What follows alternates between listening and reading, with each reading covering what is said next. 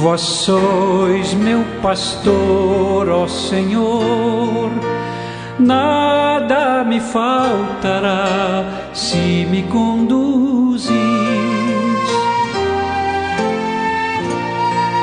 Em verdes pastagens feliz eu descansei, em vossas águas puras eu me desalterei. Vós sois meu pastor, ó Senhor, nada me faltará se me conduzir. Pelo sinal da Santa Cruz, livre-nos Deus, nosso Senhor, dos nossos inimigos.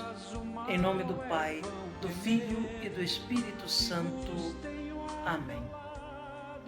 Que a graça de Deus, nosso Pai Criador, do Senhor Jesus Cristo, nosso Salvador e Redentor, e do Espírito Santo, fonte e alma da Igreja, esteja com você, meu irmão, com você, minha irmã, com a sua família, porque bendito é o Deus que nos reúne, e reúne sempre no amor do seu Filho, nosso Senhor Jesus Cristo.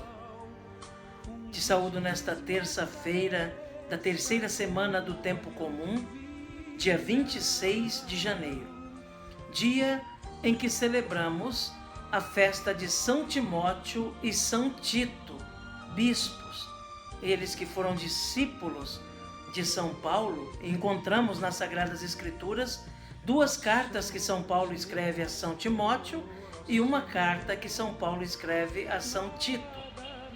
Peçamos então no dia de hoje a intercessão desses santos da Igreja sobre nós, sobre nossas famílias, sobre tudo o que desejamos que seja tocada pela bênção de Deus e a intercessão de São Timóteo e São Tito.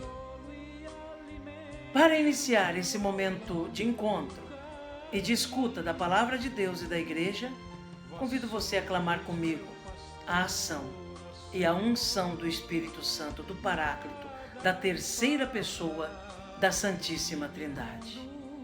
Vinde, Espírito Santo, enchei os corações dos vossos fiéis e acendei neles o fogo do vosso amor. Enviai o vosso Espírito e tudo será criado e renovareis a face da terra.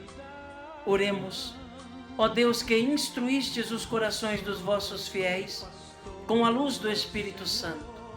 Fazei que apreciemos retamente todas as coisas, segundo o mesmo Espírito, e gozemos sempre da sua consolação, por Cristo Senhor nosso. Amém. Neste 26 de janeiro, meu irmão, minha irmã, a Igreja na sua liturgia nos traz o Evangelho segundo São Lucas. O texto do Evangelho de hoje está lá, em Lucas, capítulo 10, versículos de 1 a 9. Lucas 10, de 1 a 9.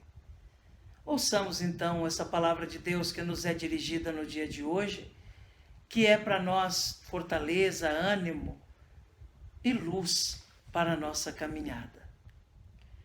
Proclamação do Evangelho de Jesus Cristo segundo Lucas. Glória a vós, Senhor. Naquele tempo, o Senhor escolheu outros 72 discípulos e os enviou 2 a 2 na sua frente, a toda cidade e lugar aonde ele próprio devia ir. E dizia-lhes: a messe é grande, mas os trabalhadores são poucos. Por isso pedi ao dono da messe que mande trabalhadores para a colheita. Eis que vos envio como cordeiros para o meio de lobos. Não leveis bolsa, nem sacola, nem sandálias, e não cumprimenteis ninguém pelo caminho. Em qualquer casa em que entrardes, dizei primeiro: a paz esteja nesta casa.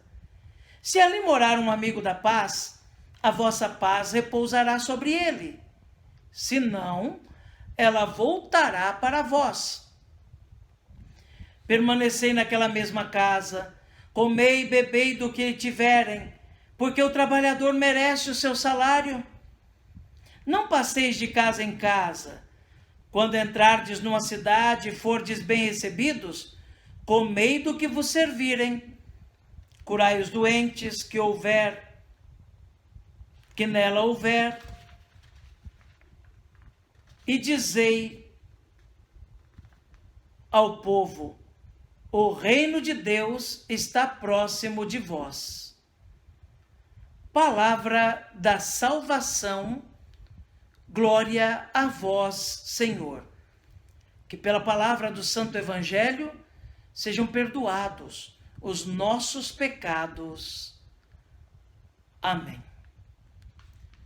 Meu irmão, minha irmã, mais uma vez nos deparamos com o Evangelho, dessa vez segundo São Lucas, que fala da urgência da conversão e da certeza de que o reino de Deus está próximo. No Evangelho de hoje, Jesus envia os 72 discípulos para pregarem, anunciarem a boa nova. Jesus está ciente e leva esta ciência a outros também, de que a messe é grande, os trabalhadores são poucos, o espaço onde o evangelho deve ser pregado é muito grande, as exigências são enormes, e cada vez isso se torna uma realidade ainda maior. Mas os operários são poucos. Os que estão dispostos a dar a vida pelo evangelho ainda são poucos. Os que estão dispostos a gastar-se por causa do reino ainda são poucos. Por isso Jesus pede a oração: rezem ao Senhor da messe para que envie operários para a sua colheita. Mas Jesus é bem claro ao deixar certo de que não é fácil ser um operário no reino. Jesus nunca prometeu glórias, tesouros, poderes para este mundo, neste mundo. Ao contrário, Jesus sempre preparou os seus discípulos, e hoje no Evangelho, de um modo muito particular, para serem incompreendidos, rejeitados, expulsos das cidades e mortos até. Ele nunca escondeu isso de ninguém. Por que os operários são tão poucos? Porque são poucos os que estão dispostos a gastar a vida por causa do reino. Não são muitos os que realmente aceitam o desafio de gastar-se pouco a pouco para que o evangelho chegue até outros. Jesus deixa claro aos discípulos: vocês vão chegar em algumas cidades e não vão aceitar vocês. Vocês vão chegar em alguma casa e vão bater a porta contra vocês. Vocês serão perseguidos. Em outro trecho do Evangelho, serão caluniados e mortos. Jesus não esconde isso de ninguém. Porque se até ele, o todo santo, irrepreensível, passou pela cruz, quem dirá aos seus discípulos, os de outrora e os de agora, deverão também passar pela cruz, para manterem-se firmes na vontade de Deus, no ensinamento do Evangelho, na doutrina de Cristo e da Igreja,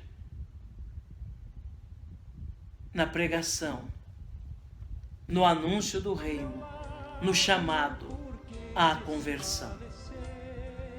Ninguém pode dizer que foi enganado por Cristo. Repito, ele não prometeu tesouros neste mundo. O que deixou bem claro é que haveria o discípulo e a discípula de passar por aflições. Mas no outro trecho do Evangelho, ele diz: coragem, eu venci o mundo. Sendo discípulo e discípula, irmão e irmã, pelo batismo, somos convidados a entrar na messe do Senhor, a trabalhar na messe do Senhor, a gastarmos-nos pelo Evangelho, a irmos em direção aos outros, sobretudo demonstrando com a nossa vida que vale a pena aderir ao reino. Não só com palavras, as palavras são muito fáceis de dizer, mas com a vida, com o comportamento, com a atitude no mundo, com a presença no mundo. Somos chamados a ser realmente anunciadores do Evangelho e aquela voz que chama à conversão, demonstrando que vale a pena viver por causa do reino de Deus. Que Jesus nos ajude e que Nossa Senhora reze por nós. Amém.